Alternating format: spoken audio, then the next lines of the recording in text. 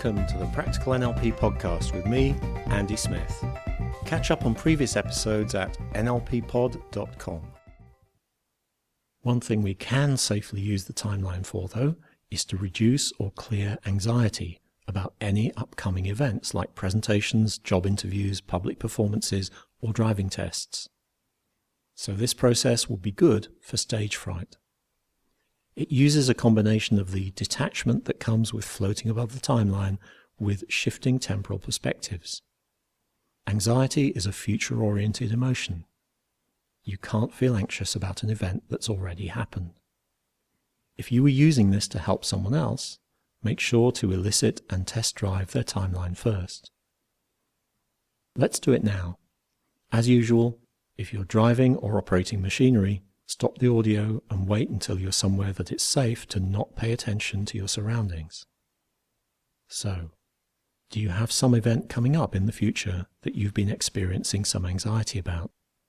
Float up above the timeline and into the future to 15 minutes after the successful completion of the event about which you thought you were anxious. Turn and look back towards now. Now, where is the anxiety? So you check that it's gone at this point.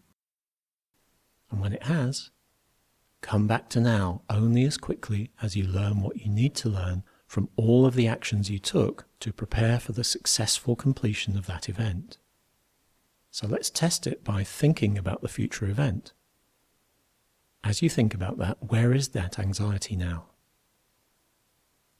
Try to feel it. What happens? This process works even better if unresolved fear has been cleared from the past timeline, but you should still notice a significant reduction in anxiety. And finally, let's think about how you're going to use NLP in the future. Now you know some NLP, and there's much more to learn, and only you can learn it. So I suggest you take 5 minutes now to write some outcomes for how you're going to use NLP in the future. And of course, if you haven't attended a live NLP practitioner training yet, you might just want to make that one of the outcomes on your list. Just take 5 minutes now to write some outcomes using that CIDR format for well-formed outcomes that you've already learned.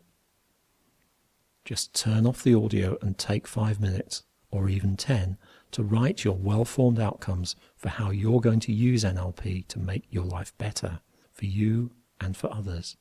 And then switch on, and we'll catch up. That's it for this week's podcast.